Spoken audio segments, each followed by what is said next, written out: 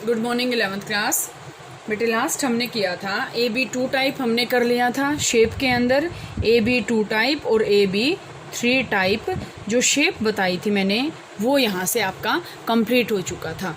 AB2 में आपको क्या बताई थी शेप, लीनियर शेप बताई थी, और AB3 में क्या बताई थी, ट्रायंगुलर शेप बताई थी मैंने आपको। ठीक है, ये लीनियर बताई थी और ये कैसी शेप बताई थी, ट्रायंगुलर बताई थी। तो बेटा ये मैंने आपको फिर से मैं अगर आपको रिमाइंड करवाऊं तो सबसे पहला स्टेप आपका क्या होता है, लेविस स्ट्रक्चर ड्रॉ करना। और एक दो में अगर आप ट्राई करोगे ना तो अपने आप आपको आसानी से आ जाएगा। लेविस स्ट्रक्चर ड्रॉ करने के बाद आपको उनके अंदर क्या करना पड़ेगा, मॉलिक्यूल्स को ऐसे अरेंज करना पड़ेगा जैसा उनके अंदर जो है मिनिमम रिपल्शन आए, मतलब जो उनके अंदर रिपल्शन हो वो क्या हो, मिनिमम हो। ठीक है, तो इसके बेस पे आज बेटा हम और मॉलिक्यूल्स कर रहे हैं। AB2 कर लिया, AB3 कर लिया, आज हम करेंगे AB4। AB4 शेप करेंगे हम। AB4 का मतलब सेंट्रल एटम और 4 उसके साथ लिगेंड जुड़े हुए हैं। तो बेटा एग्जांपल लेते हैं हम CH4 का, मीथेन है CH4। 10th क्लास में भी आपके पास लेविस डॉट स्ट्रक्चर इसका आया था, 1 2 3 4, यहाँ पे हाइड्रोजन, यहाँ पे भी और यहाँ पे भी, 1 2 3 4 हो गया लेविस डॉट स्ट्रक्चर। अब देखो इसके अकॉर्डिंग अगर हम इसकी शेप करते हैं 1 2 3 4, यहाँ पे हाइड्रोजन, यहाँ पे और यहाँ पे, ये शेप आ गई। लेकिन अगर हम देखते हैं तो रिपल्शन क्या है, मैक्सिमम है। जितना कोई मॉलिक्यूल नज़दीक आएगा रिपेल वो उतना ही तो करेगा। अगर देखो, अगर मेरे हाथों को मैं अगर इतने पास ले आती हूँ तो ये रिपेल करेंगे, लेकिन मैं दूर कर रही हूँ तो ये रिपल्शन कैसे होएगा। तो हमें तो क्या करना था, मिनिमम रिपल्शन करना था। तो यहाँ से अगर हम इसका स्ट्रक्चर देखें बेटा, तो स्ट्रक्चर अगर हम इसका देखते हैं ना तो 4 पेयर्स जो है ना इतना दूर हमें करना है जितना पॉसिबल हो सके। As far as possible we have to put so distance. तो कार्बन हमने यहाँ से ले लिया, ठीक है, कार्बन एक हाइड्रोजन हम यहाँ लगा देते हैं, ठीक है, दूसरा हाइड्रोजन हम यहाँ से लगा देते हैं, तीसरा हाइड्रोजन हम यहाँ से लगा देते हैं, और चौथा हाइड्रोजन हम यहाँ लगा देते हैं। अब अगर हम देखते हैं ना तो बेटा देखो AB2 टाइप में अगर मैं आपको एंगल बताऊं तो वो 180 का था, ऐसे था ना, लीनियर था, 180 का एंगल था। AB3 के अंदर मैं अगर बताऊं तो वो एंगल आपके पास आया था 120 का। ये जो एंगल आएगा 109.5 डिग्री का आएगा, ये 109.5 डिग्री का। ध्यान से देखें बेटा, जैसे जैसे नंबर ऑफ मॉलिक्यूल बढ़ रहे हैं जो इसका एंगल है ये कम हो रहा है। क्यों हो रहा है, क्योंकि बेटा देखो ध्यान से देखो कि जितने नंबर ऑफ मॉलिक्यूल को अगर हम एडजस्ट करेंगे तो देखो पास तो वो हमें लेके आने पड़ेंगे, लेकिन इतने भी पास नहीं लेके आएंगे कि हम इसकी सीधी शेप उठाई और हम ये रख दिया। ठीक है, अब अगर इसके अकॉर्डिंग हम देखते हैं तो ये एंगल और ये एंगल और रिपल्शन क्या है, ज़्यादा हो जाएगा। ठीक है, तो हमें इसकी जो है आपके पास ऐसी शेप करनी पड़ेगी। और ये जो शेप होती है ना बेटा कि एक सेंट्रल एटम 4 लिगेंड से घिरा होता है, उसको हम बोलते हैं टेट्राहेड्रल शेप।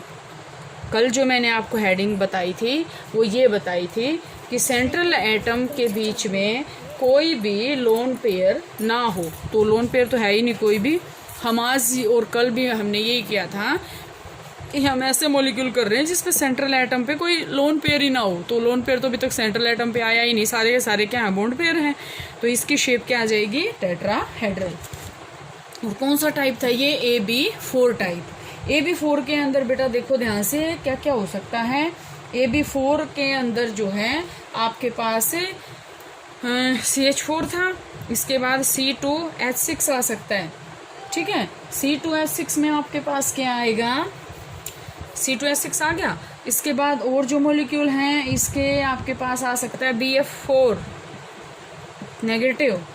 ठीक है, और आपके पास आ सकता है SO4 negative sulphate, CCl4 carbon tetrachloride, ये भी आ सकता है। तो ये इसकी सभी की शेप क्या आएगी, टेट्राहेड्रल आएगी। ओके, इसके बाद बेटा आपके पास आएंगे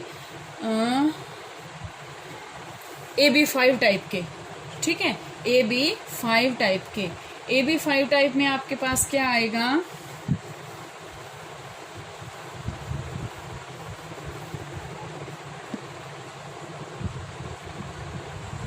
AB AB5 टाइप।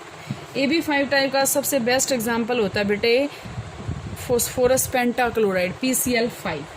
ठीक है, आपको क्या करना है, फॉस्फोरस का और क्लोरीन का जो है लैब स्ट्रक्चर बनाओगे हम। कैसे बनाएंगे, 1 2 3, ठीक है, ऐसे ही 4 और 5 ऐसे बना दिए हमने। ये यहाँ पे भी क्लोरीन है, यहाँ पे भी, यहाँ पे भी, यहाँ पे भी और यहाँ पे भी, हो गए 5। ये 5 होने के बाद हम इसका जो स्ट्रक्चर बनाएंगे वो हमें क्या करना है, हमारे माइंड में ये बात फिक्स होनी चाहिए कि हमें इनके अंदर मिनिमम रिपल्शन करना है। मिनिमम रिपल्शन हमें इनके अंदर करना है। तो हम इसका स्ट्रक्चर कैसे बनाएंगे, ये फॉस्फोरस ले लिया हमने, ठीक है, इसके अंदर हम क्या करेंगे, ये 2 क्लोरीन तो हम एज इट इज़ रख देंगे बेटा यहाँ पे। इसको बना के देखोगे तो आएंगे, ऐसे रटने से नहीं आएंगे ये कि हाँ मैडम ने ये रटवाए थे तो रटवाने रहे में, इनको समझ के करना। हमें क्या करना है, मिनिमम रिपल्शन करना है इनके बीच में। यहाँ पे Cl आ गया, यहाँ पे Cl आ गया। इसके बाद या तो 2 ऐसे कर दो, Cl Cl आ गया, और एक को ऐसे कर दो, ठीक है, आ गया। और ये जो शेप होती है बेटा देखो ट्राइंगल, ये तो ट्राइंगल बन गया आपके पास, ये बन गया ट्राइंगल, और 2 इसके पिरामिड हैं।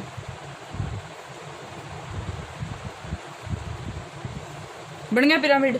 ट्राइंगुलर भी है और पिरामिडल भी है। पिरामिडल नहीं है ये, बाई पिरामिडल है, क्योंकि 2 पिरामिड बने हुए हैं, ठीक है। तो शेप कैसे आ गई, triangular bi pyramidal. Triangular bi pyramidal जो है इसकी शेप आपके पास आई है यहाँ से। अब आपको नोट करना बेटे कि अब आपको भी पता है अगर हम इसका एंगल देखते हैं तो कितना है 90, लेकिन अगर हम इन क्लोरीन का देखेंगे ना तो यहाँ से एंगल कितना आ रहा है 120, ठीक है। ये एंगल कितना आ रहा है 120 आ रहा है, और ये एंगल कितना आ रहा है 90 का एंगल आ रहा है, ठीक है। तो अरेंजमेंट क्या है कि मैक्सिमम डिस्टेंस हो एक दूसरे के और मिनिमम इनके अंदर रिपल्शन हो, हमें ऐसी इनके अरेंजमेंट जो है वो करनी है। इसके बाद बेटे नेक्स्ट एग्जांपल हम करते हैं AB5 के। अगर मैं और एग्जांपल बताऊं तो AB5 कौन कौन शो कर सकता है, PF5 सेम आएगी और SbCl5, ठीक है। एंटीमनी क्लोराइड, ये Sb क्या होता है एंटीमनी। तो यहाँ से ये शेप आएंगे बेटा इसकी ट्राइगोनल बाई पिरामिडल। इसके बाद अगर हम एग्जांपल देखते हैं बेटा इसके वेस्पर थ्योरी के बेस पे AB6 टाइप का, AB6 टाइप का। AB6 में आपके पास बेटे हम एग्जांपल लेते हैं यहाँ पे SF6 sulphur hexa fluoride, sulphur hexa fluoride. तो यहाँ से बेटे आपके पास क्या है, ऑक्टाहेड्रल शेप आएगी इसकी। ऑक्टाहेड्रली ये अरेंज होगा। अगर हम बीच में सल्फर ले लेते हैं, 2 सल्फर फॉस्फोरस यहाँ, 2 यहाँ और एक, ये आपको नोट करना है। ये हमें लॉन्ग बनाने हैं ताकि रिपल्शन जो है कम हो। ये ऐसे आ गया, ये आपके पास क्या आ गया SF6। और ये शेप कैसे होती है, ये शेप जो है ऐसे होती है बेटा।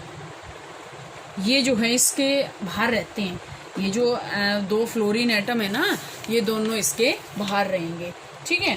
तो यहाँ से ये क्या है SF6 की शेप है, और ये शेप हम क्या बोलते हैं ऑक्टाहेड्रल।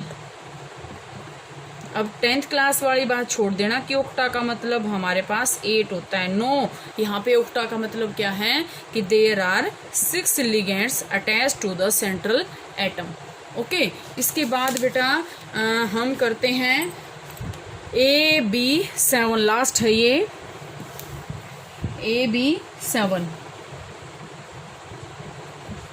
AB7 में हम लेते हैं IF7 का। IF7 का देखो I हमने बीच में ले लिया। हम इसको कैसे करेंगे, हम इसको करेंगे, ये हमने ले लिया 1 2 3 हो गए, 2 5 6 और 7, ये इक्वल कर लेना, ठीक है। ये क्या है सारे, ये कोई जरूरी नहीं आप इधर ही लोगे, 3 इधर ले लेना, कोई प्रॉब्लम नहीं। आई एफ एफ, ये बी एफ और ये बी एफ और ये बी एफ, ठीक है। और इसको जो है शेप को हम क्या बोलते हैं बेटा, पेंटागोनल। अब ध्यान से देखना, अब ये आपके पास क्या बन गई, पेंटागोन बन गई ना, ये पेंटागोन 1 2 3 4 5।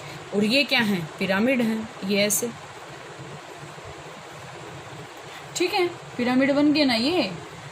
देखो ध्यान से, मैं एक बार थोड़ा सा अच्छे से शेप अगर इसकी बनाऊं, आई 1 2 3 4 5 6 7, ये ऐसे शेप बन गई।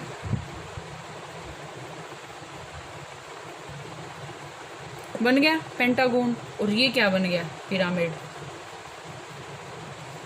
तो इसको हम क्या बोलते हैं, पेंटागोनल। ध्यान से देखना, जितना आप इसको करोगे अपने आप ही समझ में आ जाएगा। ये पेंटागोनल बाई पिरामिडल।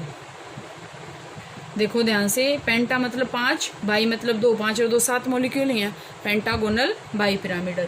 तो बेटा वेस्पर थ्योरी के बेस पे ये है कि जिसमें सेंट्रल एटम के बीच ऊपर कोई भी लोन पेयर ना हो। नेक्स्ट जो शेप करेंगे हम वो करेंगे जिसमें सेंट्रल एटम पे लोन पेयर आएंगे।